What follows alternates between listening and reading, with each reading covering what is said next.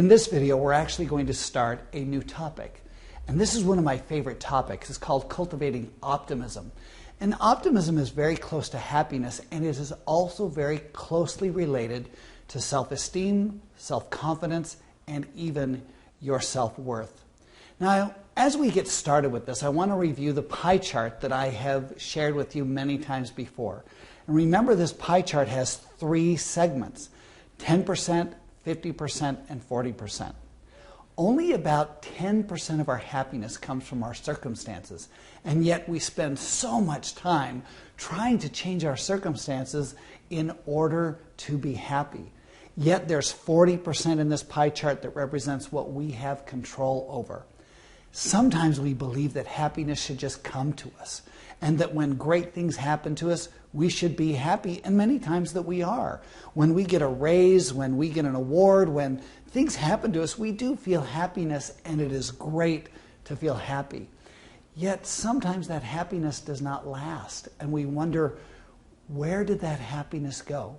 So over these next several videos, I'm going to be talking to you about cultivating optimism, learning how to be happy, learning the skills to be happy. And here's what happened to me. There was a time in my life when I was not happy at all. And it took me a few years to really learn how to be happy.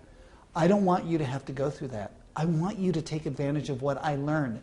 And so I'm going to be sharing with you some of these skills that can make a significant difference in your life almost immediately.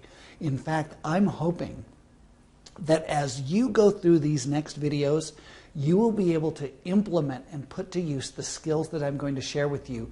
And almost on the very day that you start, you should be able to feel happier, joyous. You should be able to feel content and learn how to be an optimist. And an optimist has a lot of benefits. In fact, optimists are healthier and they live longer. Optimists have fewer fatal car accidents. They are better negotiators. They close more deals. They have better jobs. They make more money. They respond better to cancer treatments.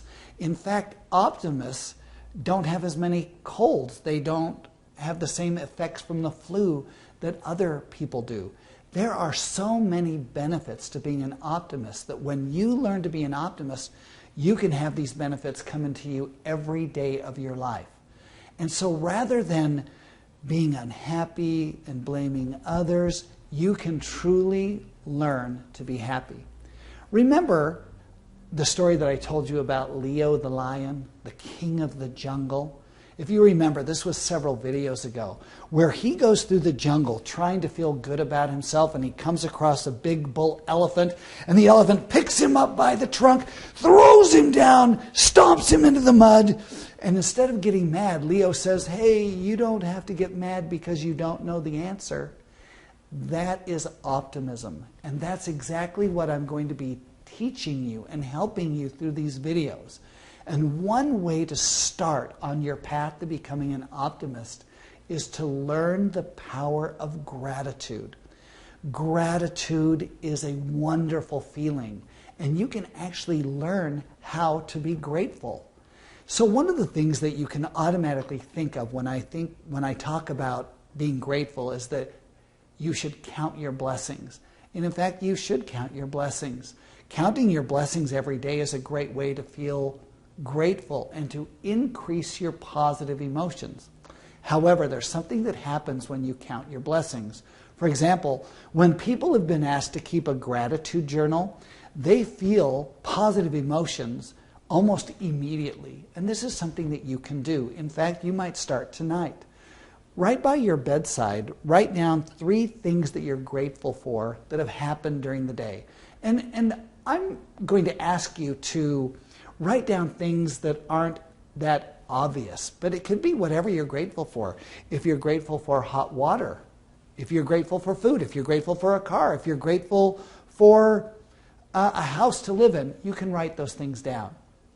But I want you to be prepared that the positive emotions that you're going to feel by writing down your gratitude journal and what you're thankful for, counting your blessings, is only going to deliver you about 2 weeks of positive emotions.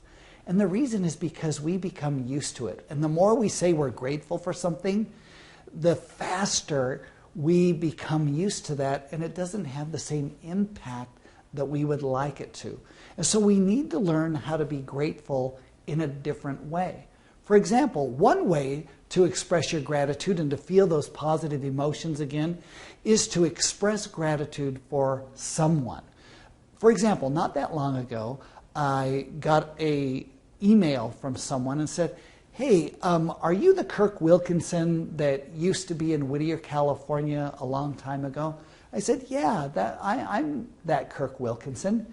And he says, "Oh my gosh, I want you to know that I was in one of your classes and you said something on this particular day that changed my life.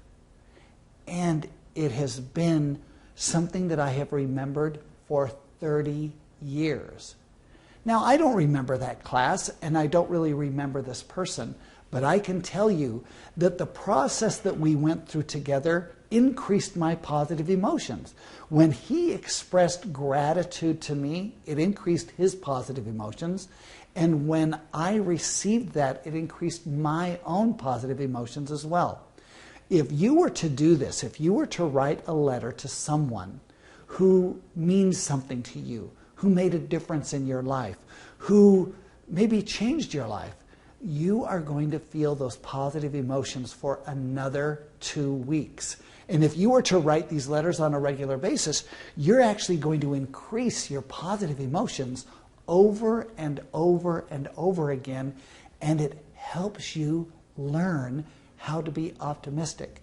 When you are feeling the power of gratitude in your life, you see life differently.